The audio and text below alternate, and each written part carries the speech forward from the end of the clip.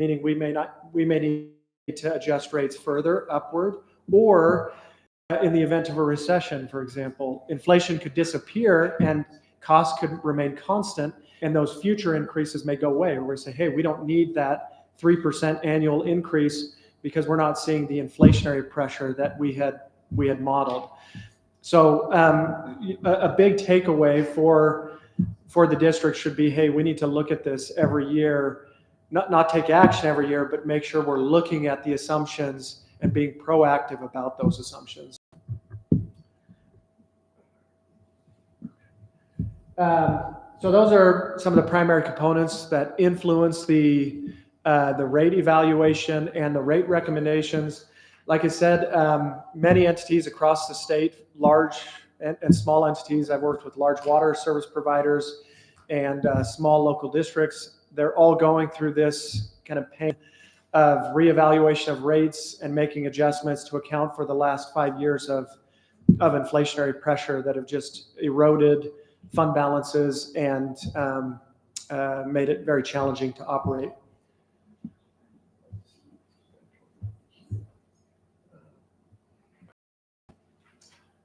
So on this side,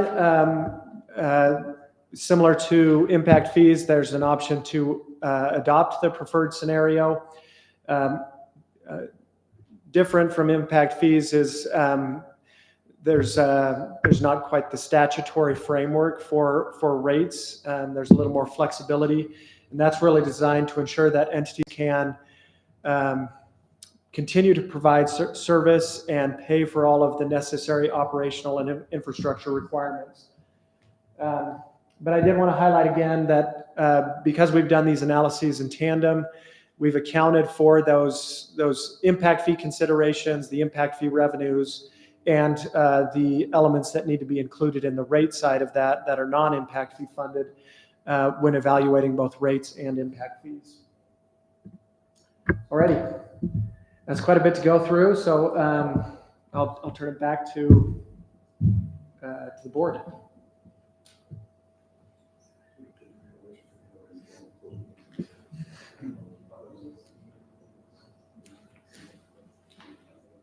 All right, in order to do this the right way, we're going to emotionally close the board meeting so that we can open up a public hearing and go into public comments. So I need a motion to close the board meeting. I motion to close the board meeting and open the public hearing to receive and answer questions from the public regarding proposed water user fee increase, a new storm drain user fee, and the water impact fee increase. Second, we have our trustee Van here right now, so we'll close the meeting and open public meeting. So motion number 3 on the team. Or I guess we're there. So we'll open up the public comment. So for those of you that have questions, comments, and want to address Fred or us on the board, we're happy to take questions now.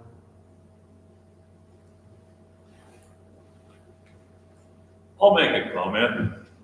Brett, you're going to have to help me.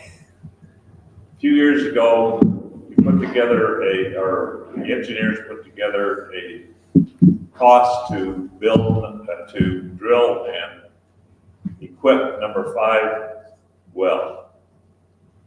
My recollection was that the pipe that needed to run from 5 to back to well 4 was estimated at $800,000. And the actual cost 2 or 3 years later was? It was estimated at $300,000 to go from Bates Canyon Road to well 5 and well 4, and it ended up costing $900,000. Okay, like I said, I needed to know. But that's an indication of the inflation we're messing with. Thank you, Bob. And as you guys come up, if you have comments or questions, please state your name and address, and we'll entertain any questions or comments for as long as needed.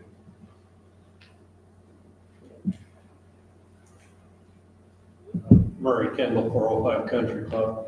What's in district and out of district? For, you got residential in district, residential out of district.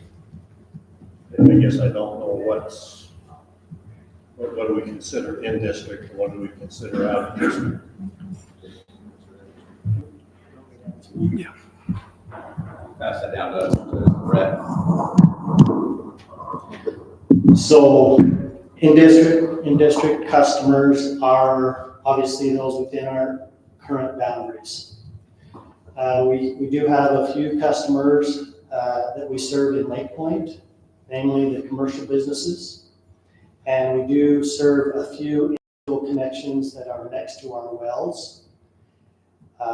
And then we serve what we call West Urban Improvement District, which is west of the airport in Erda. Those are out of district customers, and they generally pay a higher rate than in-district customers. That answer your question, Brett?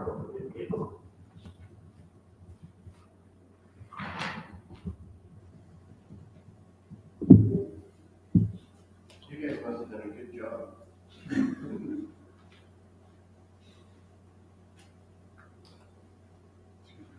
Ed Costumers, 107 Lakeview. When I look at the data that you provide, you start with 2025 and on, and there's really not an equivalent that I could find on the website for 2024 to see how it's going to actually change.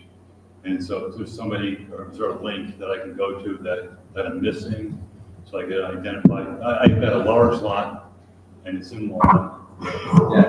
And let me see where it's going, see what I might have to do in the future. So we'll let Brett answer that, but I asked the same question, and I want to see how it affected a homeowner. And so they actually used my rate, and I have a fairly large one as well. And I was pleasantly surprised that it didn't scare me, but that doesn't really give you the answer that you want. So Brett, how do you? Well, I don't know if there's any more handouts over there, Yeah, but I've got them all. so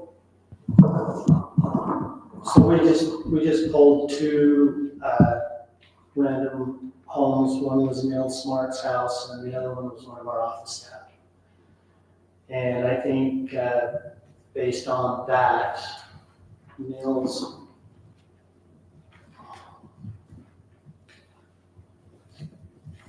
2020, the current rate, he would be paying $278 on an annual basis.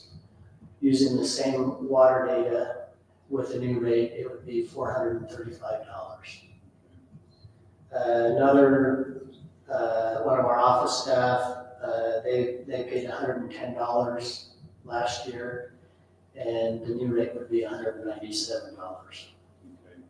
On the current bills, those gallons used, you know, I haven't paid much attention in the past. Are those in whole gallons, or is there a decimal place in those at all? We bill based on 1,000 gallons. Okay. Did that answer your question? Not really. On the bill itself, let's have a gallon. Are those whole gallons, or is there a decimal Yes. place there? Okay. Okay. Thank you.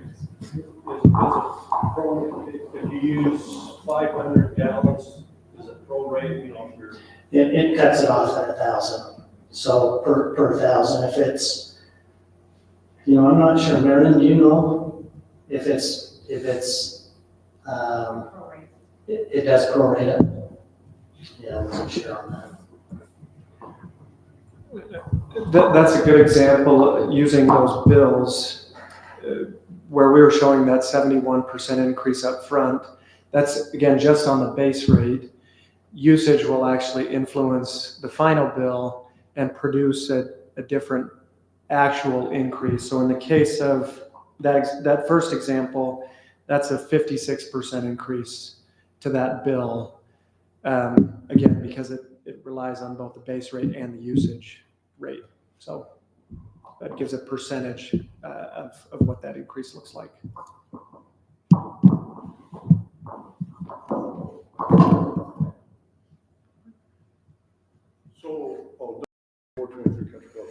So what's the level of our wells? Are we using up our wells? Have we got plenty of water? Are the wells going up and down in level? We have a lot of new building going on, so I'm just curious how our water supply is.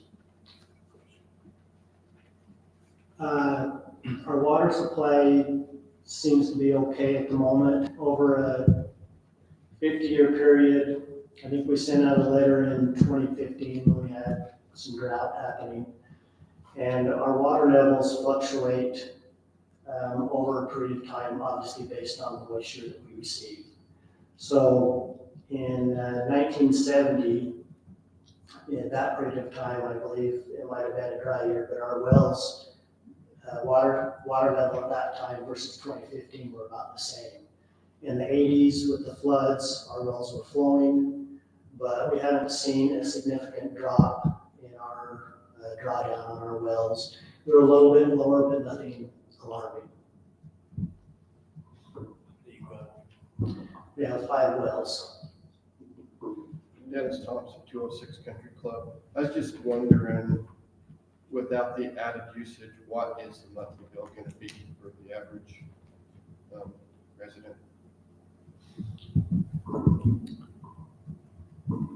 You mean without accounting for usage? Without accounting for the extra usage.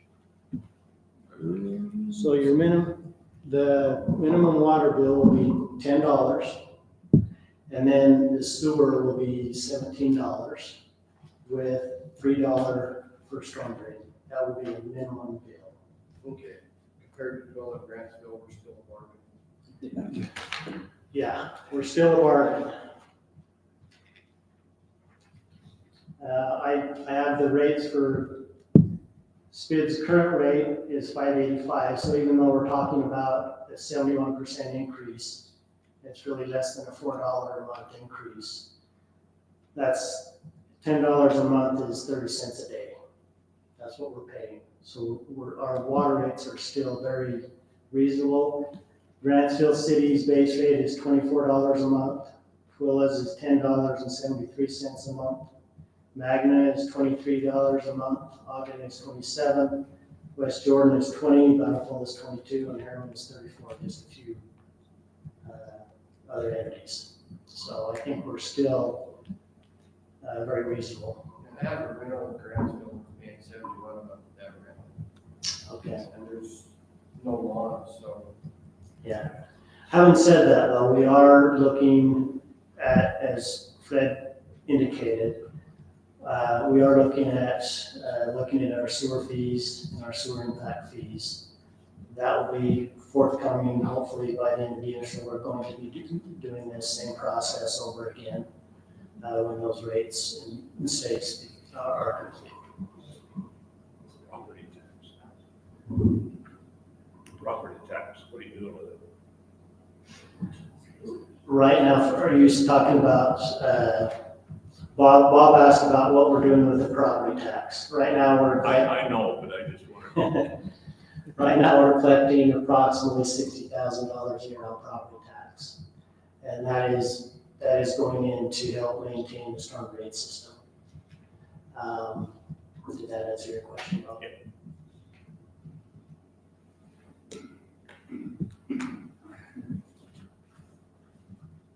I'm John Wright, 623 Country Club.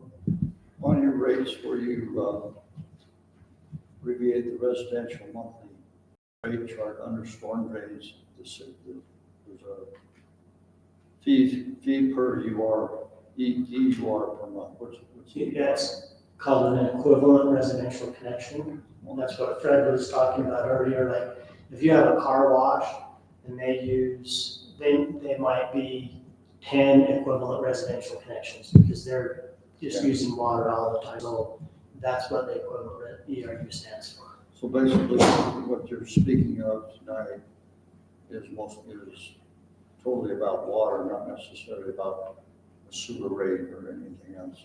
Correct. Water and storm drain. Or yeah, storm.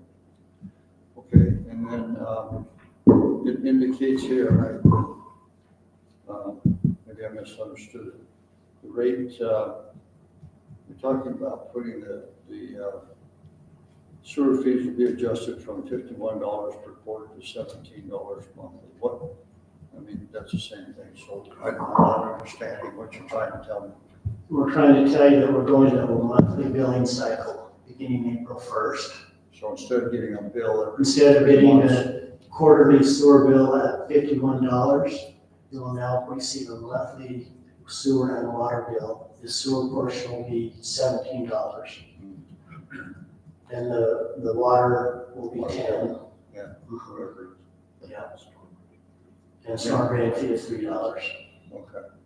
And is there a reason why you've chosen, or, think going to a monthly bill? I mean, it seems to me you're tripling your cost because you're gonna send out that every month as opposed to once a quarter. Yeah, we have a lot of customers and residents forgetting because it's on a quarterly basis. They have a hard time remembering that quarterly water bills and sewer bills are coming due. It also has an effect if you have a water leak and we're only reading it every quarter, there can be a huge discrepancy and a huge water loss, which incurs a big bill. And monthly will help generate that income more steadily throughout the year. And then, all right, thank you. Thanks, John. I did want to highlight one element relative to that equivalent residential connection and equivalent residential unit acronym. In most cases, one resident is one equivalent residential connection or one equivalent residential units. So it's really a way to look at non-residential properties and convert it to the equivalent of a residential, like the car wash example or the gas station. It's usually a multiple ERU variable when applied to non-residential development. So as a company, as a business comes in, let's say a car wash or gas station or something, you evaluate how much you anticipate the water, how much water you anticipate them to use, and then you come up with that. yeah, on the water side, it would really be based on their meter size and actual usage. On the storm side, it would be based on that, looking at their impacts on the system and applying that ratio and say, okay, how many equivalent residential units is this development or this commercial property? And that becomes the basis for the monthly bill. So they would be a multiplier of that. So the first year that they're in business, the rate may be X, but after you've evaluated that after a year's time, that may go up. That could happen, yeah. That you could see a business, come in and say, I think you've got me wrong, or yeah, that often happens in utility billing, course corrections, those types of things. That also determines how much of an impact fee they pay up front. Yes, Because if they've got one impact on one ERU, that's an impact fee, but it could be 10. yes, exactly. So it also, that same demand evaluation also applies in the impact fee, where you can pay multiple ERUs for an impact fee.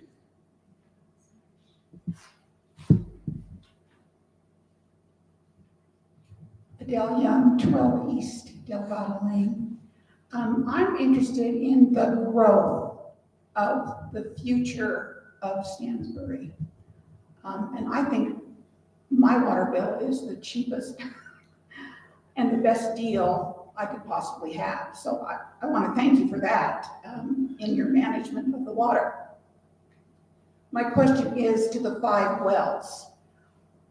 Is the projection for this rate increase, does it take into account what kind of growth, future growth of Stansbury Park does it include? I'm going to refer to Brandon, or our engineer, if you're okay with that. When speaking about growth and what we call source capacity, which is the wells, it was one of the categories that he showed there. Right now, there's plenty of source capacity for all of the existing residents. In other words, in those 5 wells, there's enough water that can supply the existing residents of Stansbury Park Improvement District within the boundary. When speaking about growth, that's where the impact fees come in. We're able to project a growth rate within the district's boundaries of undeveloped lands, and we look at how much that will have an impact on those wells and And so we plan for future wells to be drilled according to a reasonable growth rate. But it is not the rates that pay for those new wells. That is what impact fee money goes towards. So that isn't something that's funded by existing residents.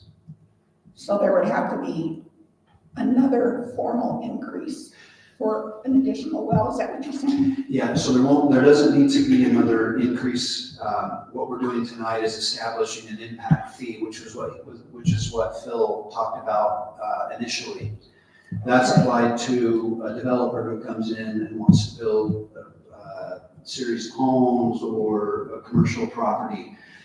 We calculated an equivalency of an ERU. So as Bob was saying, we determine what that equivalency is, and that's based on a number of gallons that we project to be used, and then an impact fee is assigned to that applicant. And so they fund the new wells that will be drilled in the future. I thought that's what you said at the beginning, but then I didn't hear it mentioned again, so I just wasn't quite sure about it. So thank you. And the last question I have is with regard to this particular operational setting. Is there plans to move this operational setting, I mean, the business part of the house here to another location? Brett, is there plans to move or build another unit to do business out of? The board and the district is looking at 4 acres of property across the street by the gravel pit for future expansion and development. But we're quite content right now at this location.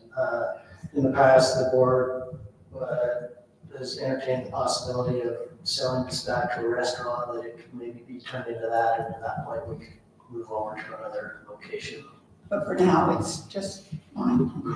And this, I didn't see staff numbers. Of course, it's just talking about the water, but we have enough staff to carry out the bill and the evaluation and the charging of the water in the current staff levels, or has that been calculated? Yeah, that's been, we will need to hire another person for staff Okay, to do this, yes. okay.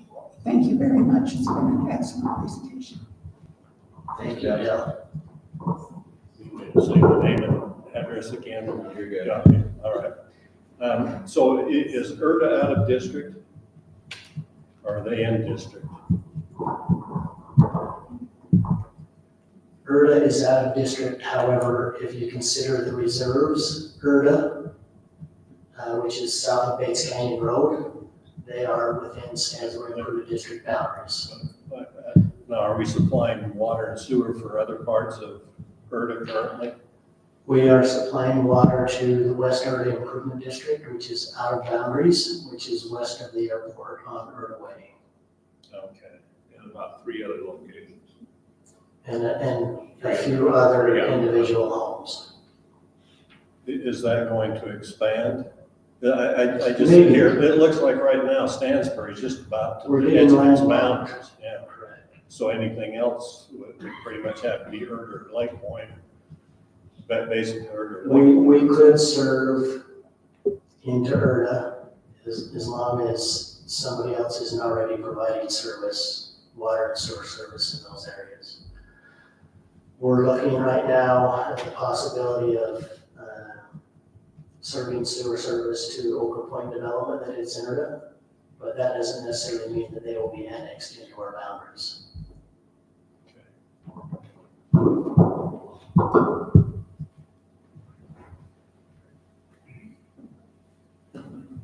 So in as much as,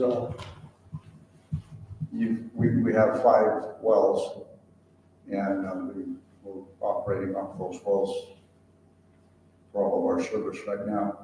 Do you anticipate, or do you see any particular reason? I know we have like 1 or 2 water tanks up on the mountain, one hill. I'm wondering if there has been any consideration to develop a tank for storage capacity, so that if a well goes down, you're not scrambling. I know all the systems are tied together. I'm just curious about storage. Currently, we have 6 million gallons worth of storage, 3 water tanks, and 5 wells. within the next 5 to 10 year period, we will look at the need for another well source as growth continues.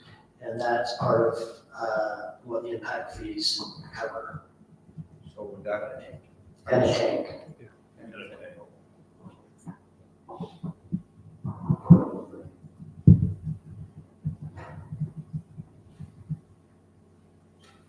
My name is John Wolf. I live on West Delgado Lane, 169. Out of curiosity, the 5 wells that are operating now, is there any coordination within the county on how much water you can draw out of those? Or what is the process for initiating a new well? Because the aquifer is not just Stansbury Park's aquifer, right? That's correct. So wells are controlled by the Utah Division of Water Rights. In order for you to drill a well, you have to have a water right that allows you to withdraw water out of the ground. So if you have a private home and you have a well on a private home, you would need a water right in order for you to drill a well and have the ability to withdraw that water out of the ground. So that's number one. To answer your question, the state engineer has conducted studies in the Trilla Valley as far as groundwater withdrawal. And the paper water right, meaning people that have water rights on paper, exceed the total amount of water that we have in the ground. And so as things, if we continue in a drought cycle and as development continues to move forward, water-wise landscaping, those types of things are gonna have to be implemented. And if we see the aquifer dropping rapidly, we're gonna have to take a serious look at having a moratorium on growth. Did that answer your question? Yeah. On another topic, if you are servicing that west part out there on the other side of the airport, has there been any coordination with Stansbury and Twilla County for water to the airport? Currently, Grantsville, Grantsville City is providing water to the airport. I believe that's in their boundaries, in their incorporated boundaries. There is no water to the airport. Yes, there is. That's, It was just installed last summer. oh, well, that's good news. And Grantsville City is providing water and sewer service to the airport. Okay. All right, thank you.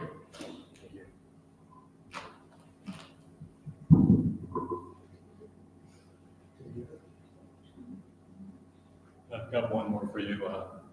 32 years ago, I put in a sprinkler system and improved the green belt between 107 Lakeview and 105.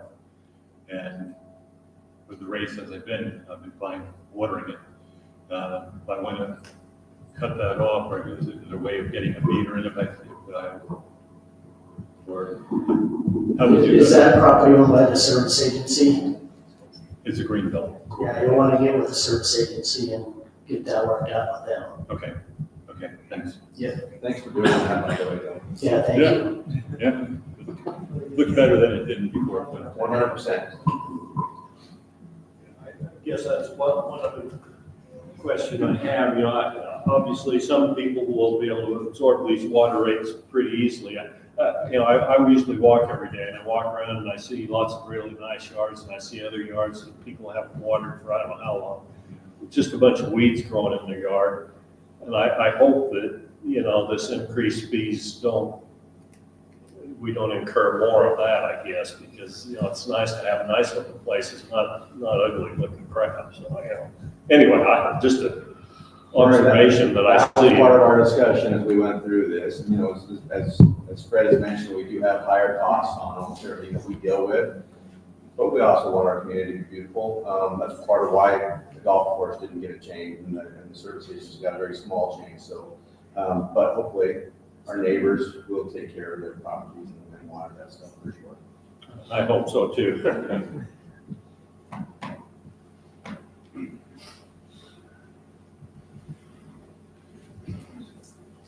Robert Young, I'm with Adele, 12 East Delgado. Good presentation. Thank you. My question goes to impact fees, all right? As I heard it, and and I may be wrong, but as I heard it, it seems like the impact fees would be based upon ERCs. Is there anything about infrastructure costs that would be factored into the impact fee? Water lines, sewer lines, all that kind of thing. Yes, yeah, so the ERC, equivalent residential connection, is just the demand variable that we look at. But when actually determining the cost per ERC, that $6,200 plus calculation, it's all based on infrastructure. So source, storage, distribution, both existing and future, that is divided up between existing and future development, and we calculate what future development needs to pay to build the new well, to build the new storage tank. Now, it's on average, it's across all of the demand. We're not saying just a year's worth of demand will pay for it.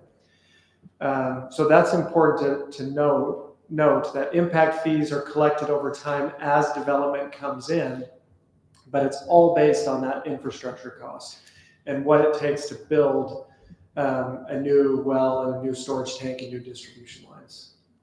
Follow on. It would seem to me that the ERCs, as proposed to be calculated, have the existing population, the existing users, funding future development. Because you factored in the cost of all these expansions as growth into the ERC and not into the impact fee. It is calculated in the impact fee, not the, so there is a relationship between rates and impact fees. They're not isolated systems. So we can't take the impact fees completely out of the equation or the rates out of the equation. But the calculation of the fee, the impact fee, we isolate the growth-related portion of those costs of the storage tank and the well and the distribution lines, and we put that on the growth, the new growth in the system. So if we're calculating 100 ERCs or 2,000 ERCs, that determines the percentage that is allocated to that growth. So if no growth happens, for example, if we say, okay, actually no growth can happen, we don't see any new connections on the system, we would have zero impact fee collections and we wouldn't build any, we potentially wouldn't build that infrastructure. There still may need to be some repair and replacement, but that calculation of the fee, the impact fee, is directly tied to the ERC growth that we project in the model. We say we're going to have X number of new connections on the system, and they will each pay $6,000, $6,200 as they come and connect to the system to help build that infrastructure. So it sounds like, if I can interpret that a different way, it sounds like if there isn't expansion growth, the existing rate then, which has built into it the need for additional capacity, will just increase the fund balance.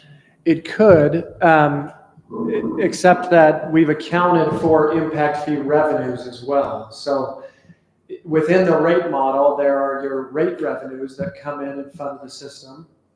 And that helps fund your operation, the operation of the system, the repair and replacement of the system, as well as any portion of that capital cost that we're projecting that benefits existing development.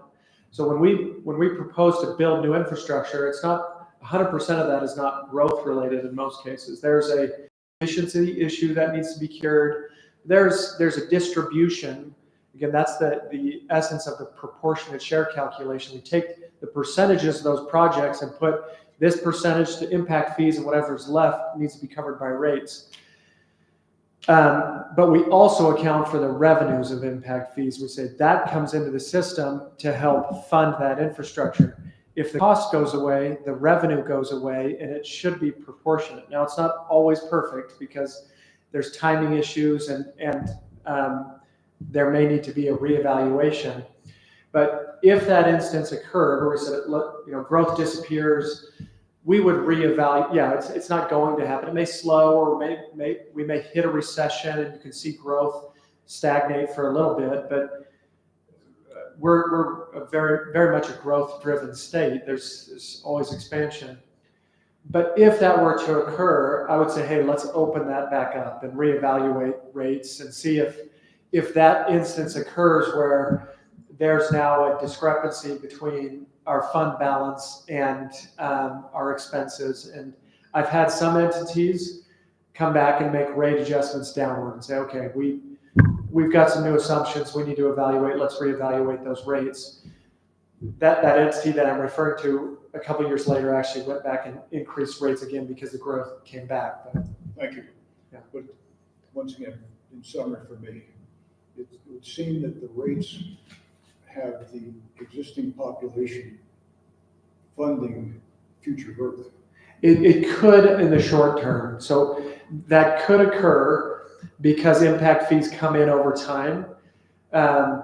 So it depends on the timing of that infrastructure. If we have to build it now, obviously we need to identify tools to fund that infrastructure, but then the impact fees will continue to pay that system back, which allows the rates to stay a little more steady than going like this, right, relative to infrastructure. Thanks for the clarification. Yeah.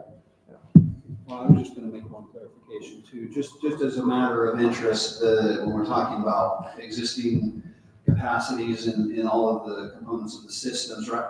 In the analysis and the modeling,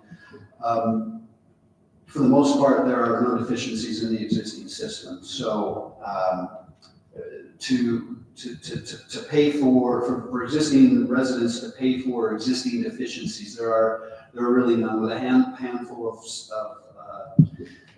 some small segments of pipe in the distribution system, there's ample source capacity and storage capacity and capacity in your distribution system to serve existing residents. So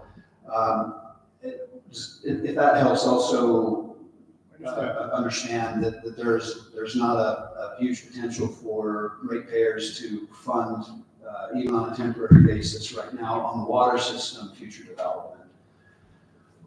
And then I just wanted to maybe make clarification as well on the ERCs. ERCs are calculated for both existing users as well as future users. So how ERCs are estimated in a master plan are based on zoning and land use. So if there is a commercial or residential zone that is undeveloped, we can derive the number of ERCs per acre for that undeveloped land. And that's how a demand is created for future development, and the impact fee is then calculated from that.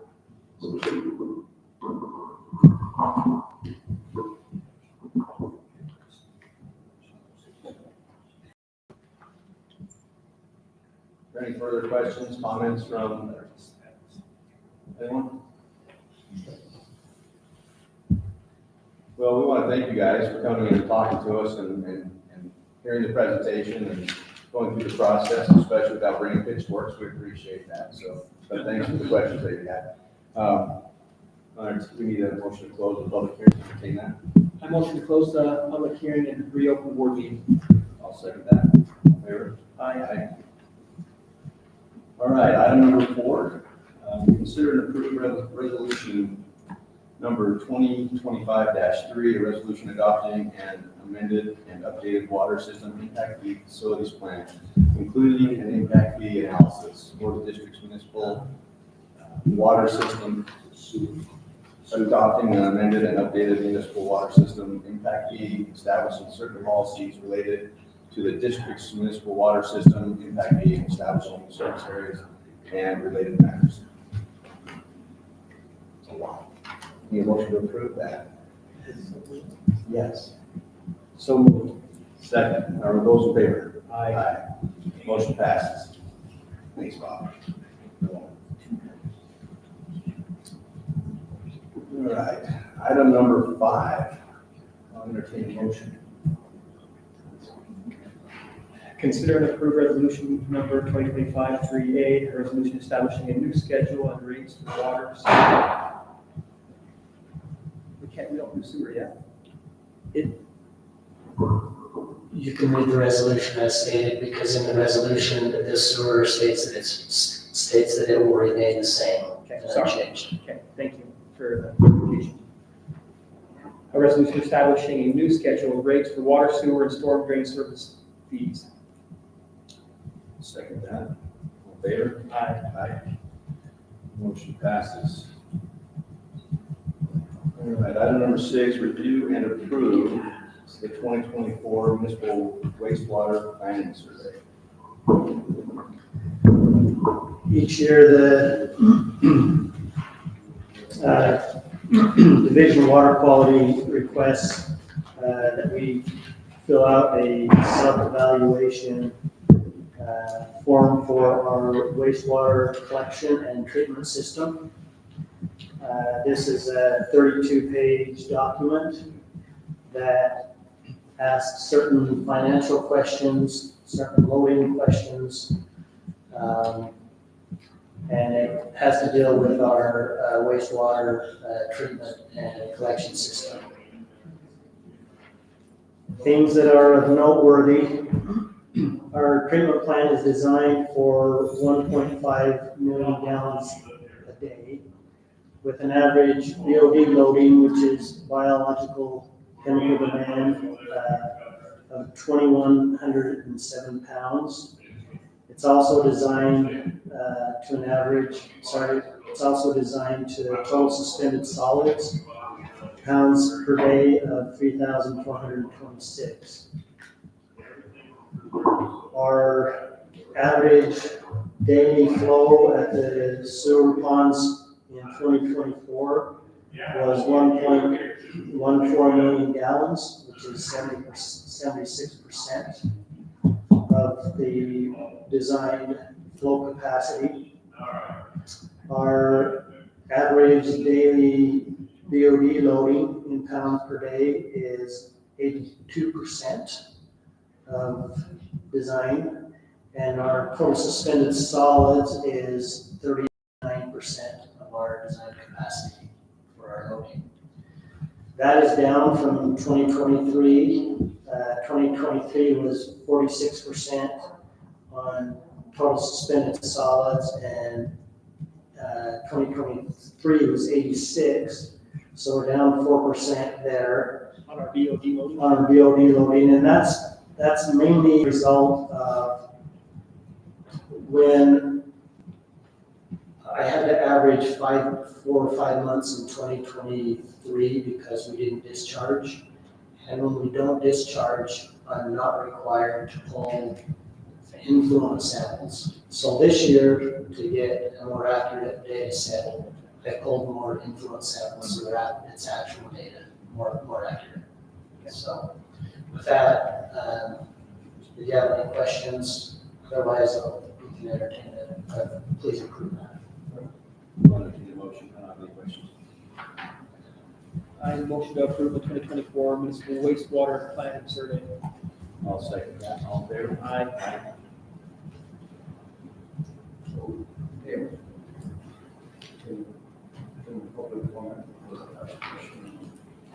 with that, normally we would say no, but right now you're here, so yeah, go ahead.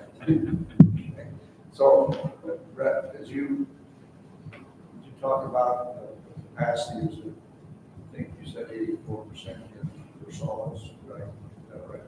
For BOD. And then something else was at 74%. At what point did you guys evaluate the future growth and having to expand the sewer plant? At what point do you say,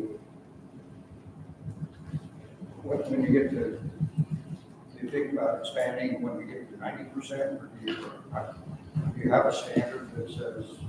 I believe it's 80% of the design criteria that we're supposed to start planning for new upgrades in infrastructure. We're in the process right now of upgrading our wastewater treatment plant because we need to meet a phosphorus limit and an ammonia limit that is imposed by the Department of Water Quality.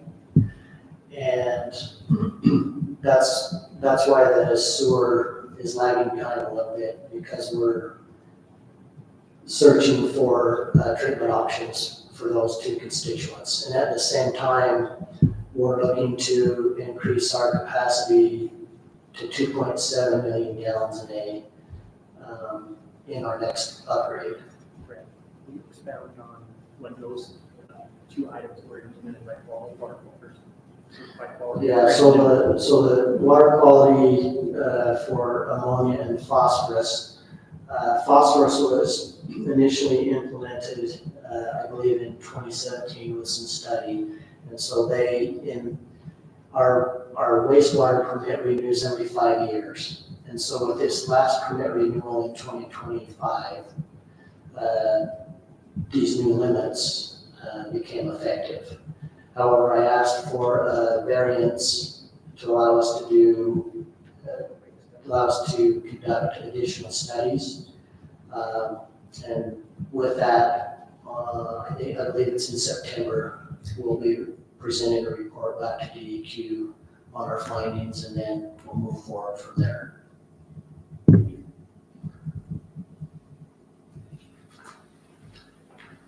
All right, item number 7, that needs to be approved, Brett. Okay, so I think you does have to give it to us. No, we're good. No, that does not need to be approved. You want me to talk about it, or? Yep. Okay, then. So our 2024 water use totals.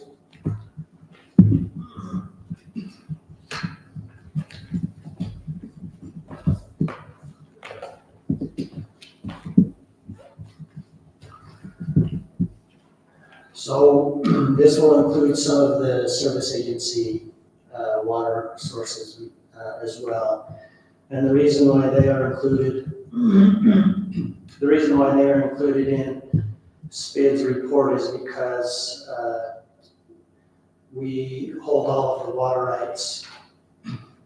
In 2009, the service agency transferred the water rights to SPID to help manage them, because that's what we do as part of our charter. So well A, it's a flowing well, it's owned by the service agency. That was approximately 15 million gallons that water flows into the Stansbury Lake to help keep that full. Mill Pond Pump, the service agency has the right to pump the Mill Pond water into the Stansbury Lake 1 day per week between April and November to help supplement water in the Stansbury Lake. And that was, in 2024, that was roughly 30 million gallons. Gordon Well number 1, which is on Village Boulevard, just north of the LDS Church, that well provides water to the golf course ponds, which eventually makes it into the Stansbury Lake. That well produced 385 million gallons in 2024. There's a well on hole number 17 that was drilled in 2009, I believe, to help supplement some additional water to the Stansbury Lake. That's currently a flowing well that produces around 700,000 gallons a year. In 2009-ish, SPID drilled another well, which we reference as Gordon Well number 2, which is about 150 feet north of Gordon Well number 1. Little background, when Stansbury was first designed and the infrastructure was put in, there were a lot of flowing wells that filled the Stansbury Lake. And on hole number 17, there was a pump station that was designed to pull water out of the Stansbury Lake and irrigate the golf course. In the early 80s, the salts in the lake started to cause a lot of the trees to yellow on the golf course. And at that point in time, there were less than 200 residents in Stansbury.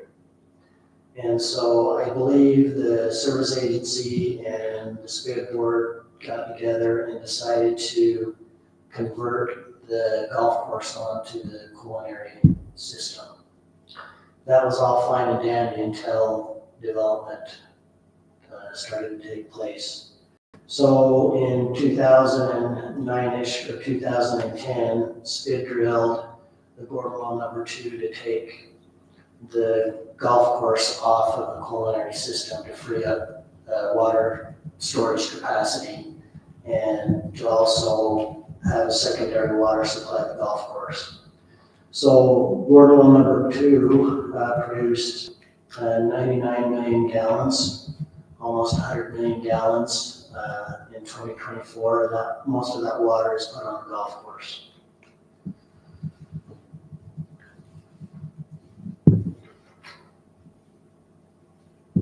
So that's our secondary water report.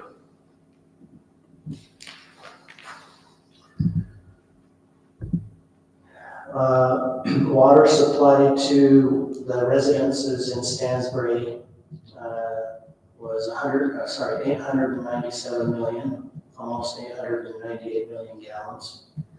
Industrial use, that includes the golf nuts, that includes the gravel pits. They used approximately 7 million gallons. Institutional use, that's generally all the greenbelt areas. It could be townhomes, twin homes, open space, their grass areas, along with all of the service agency greenbelts, and their uses totaled 261 million gallons. Our commercial use was around 35 million gallons, for a total of 1,201,054,000 gallons.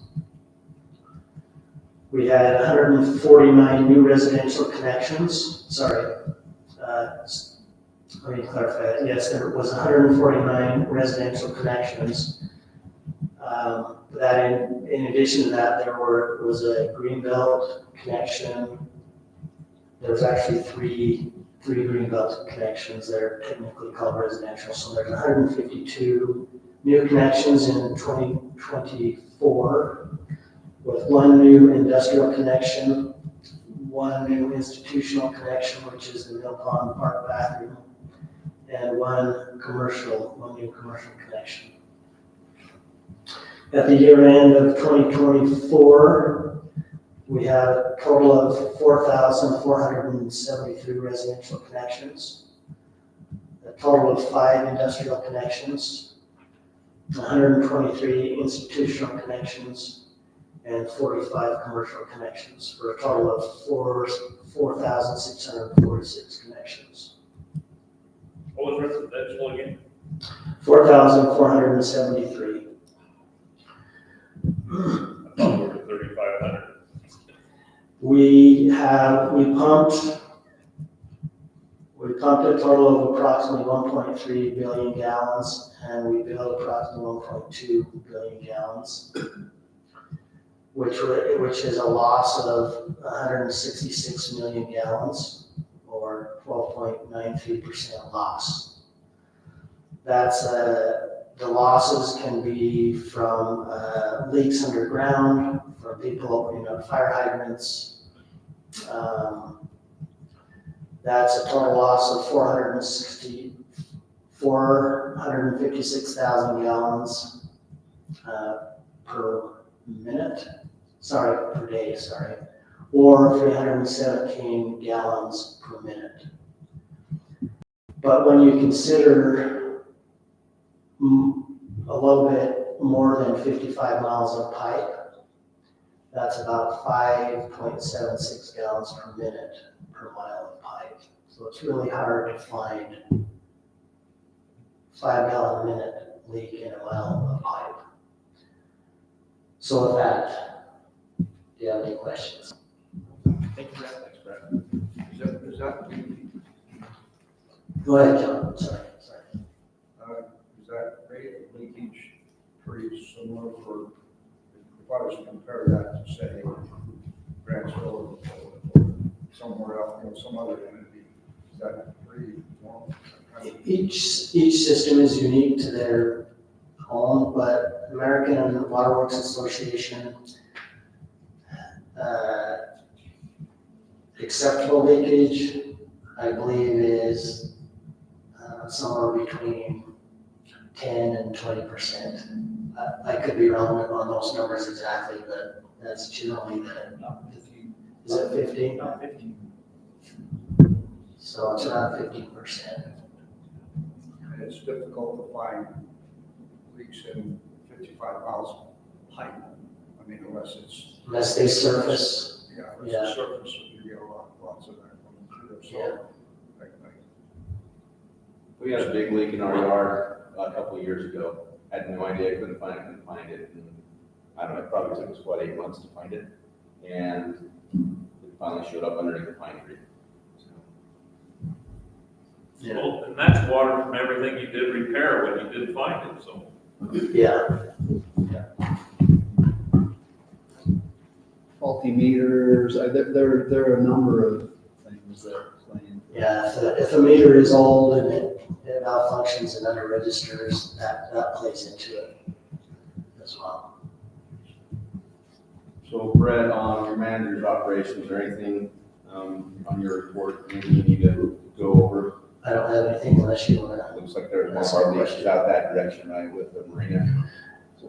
Yes, we currently have a 20-gallon per minute leak. For those of you that don't know, we supply water to the Great Salt Lake Marina and to the Saltair building.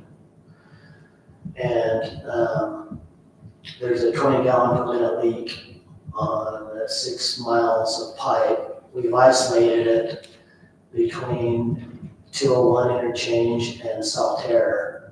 However, the water line runs underneath a body of water and underneath the railroad tracks. And in 1984, when they raised the railroad tracks and built and raised the dikes along I-80, the state is having a hard time finding the water line. They've had an excavator over there, they went 20 feet deep, and they're still trying to figure out where that line is. Yeah, we started furnishing water to them on a temporary basis in what, 1972? I think the contract was 1977-ish. Okay. Yeah. Yeah.